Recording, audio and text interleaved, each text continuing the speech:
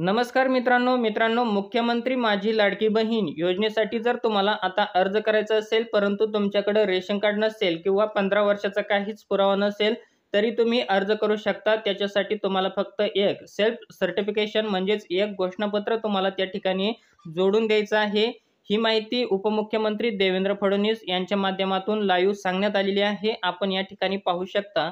ज्यांच्याकडे रेशन कार्डही नाही आहे त्यांनी सेल्फ सर्टिफिकेशन करायचं। स्वतः केवळ सेल्फ सर्टिफिकेशन केलं तरी देखील त्यांना ही योजना मिळणार आहे। ही योजना आमच्या बहिणींना बाहेर ठेवण्याकरता नाही आहे, ही आमच्या बहिणींना आत घेण्याकरता योजना तयार करण्यात आलेली आहे। मित्रांनो, सेल्फ सर्टिफिकेशन म्हणजेच घोषणापत्र हे कशा पद्धतीने भरायचं आहे ते आज मी तुम्हाला लाईव्ह दाखवणार आहे। तर मित्रांनो, या ठिकाणी सर्वात प्रथम इथं जी महिला अर्जदार आहे तर तिचं संपूर्ण नाव या ठिकाणी टाकायचं आहे। त्यानंतर महिलाचा जर विवाह झालेला असेल तर इथं तिच्या पतीचं संपूर्ण नाव येणार आहे। जर महिला अविवाहित असेल तर तिच्या वडिलांचं इथं संपूर्ण नाव येणार आहे। त्यानंतर वय, तर या ठिकाणी आता जे आधार कार्डवर तुमची जन्मतारीख आहे तर त्याच पद्धतीने इथं तुमचं वय मेन्शन करायचं आहे म्हणजे टाकायचं आहे। त्यानंतर इथं व्यवसाय, तुमचा जो काही व्यवसाय आहे तर तो व्यवसाय टाकायचा आहे। तुमची शेती असेल किंवा मजुरी असेल, जे पण काही तुमचा व्यवसाय आहे तर ते टाकायचं आहे। त्यानंतर इथं राहणार म्हणजे तुमचं गाव टाकायचं आहे। त्यानंतर इथं तालुका टाकायचा आहे। त्यानंतर इथं जिल्हा टाकायचा आहे।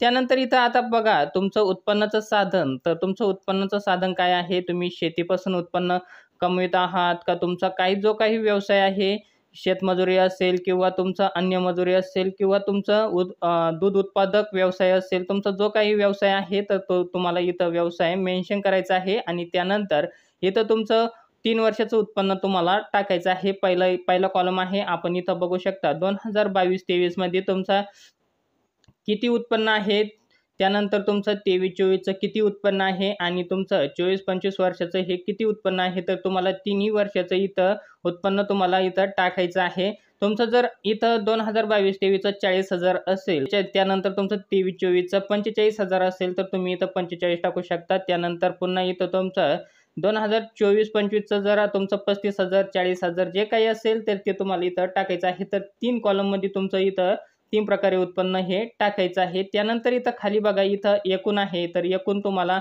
जसं तुम्ही वर टाकलेलं आहे त्याच पद्धतीने इथं खाली तिन्ही कॉलममध्ये तुमचं प्रत्येक वर्षाचं हे उत्पन्न तुम्हाला इथं टाकायचं आहे। त्यानंतर इथं तुमचा पासपोर्ट आकाराचा एक फोटो लावायचा आहे। त्यानंतर इथं पुन्हा इथं मी, तर इथं पुन्हा तुमचं नाव येणार आहे। इथं तुमचं संपूर्ण नाव, जी महिला अर्ज करत आहे तर तिचं इथं संपूर्ण नाव येणार आहे।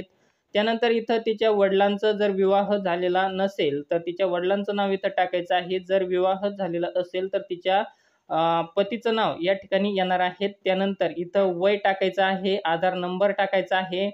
त्यानंतर इथं व्यवसाय, जो काही आपण वर व्यवसाय केलेला आहे तर तो व्यवसाय इथं टाकायचा आहे। त्यानंतर राहणार तुमचं जे काही गाव आहे तर ते टाकायचं आहे। त्यानंतर तालुका, जिल्हा, अशा प्रकारे तुम्हाला हा अर्ज भरायचा आहे। त्यानंतर इथं तुम्हाला इथं तुमचं ठिकाण विचारलेलं आहे तर इथं तुम्हाला तुमचं ठिकाण टाकायचं आहे। त्यानंतर तुमची जी काही आजची तारीख आहे, तुम्ही ज्या दिवशी हा अर्ज करीत आहात तर ती तारीख तुम्हाला या ठिकाणी टाकायचं आहे।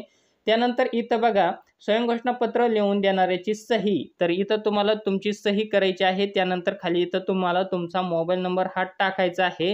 ही सर्व माहिती तुम्हाला भरून घ्यायची आहे। ही माहिती भरल्यानंतर तुम्हाला हे स्वयं घोषणापत्र तुम्हाला ज्या ठिकाणी तुम्ही रेशन कार्ड अपलोड करणार होता तर त्या ठिकाणी तुम्हाला हे स्वयं घोषणापत्र अपलोड करायचं आहे। आता तुमच्याकडं रेशन कार्ड नसेल किंवा तुमच्याकडे डोमेसाईल नसेल किंवा तुमच्याकडे मतदान कार्ड नसेल तरी तुम्ही आता हा अर्ज, हे स्वयं घोषणापत्र तुम्ही अपलोड करून या योजनेचा लाभ हा घेऊ शकता।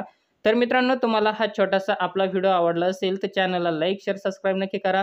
आपण असेच नवनवीन योजनांचे नवनवीन अपडेट हे घेऊन येत असतो। पुन्हा भेटूया अशाच एका नवीन व्हिडिओमध्ये। तोपर्यंत धन्यवाद मित्रांनो। जय हिंद, जय महाराष्ट्र।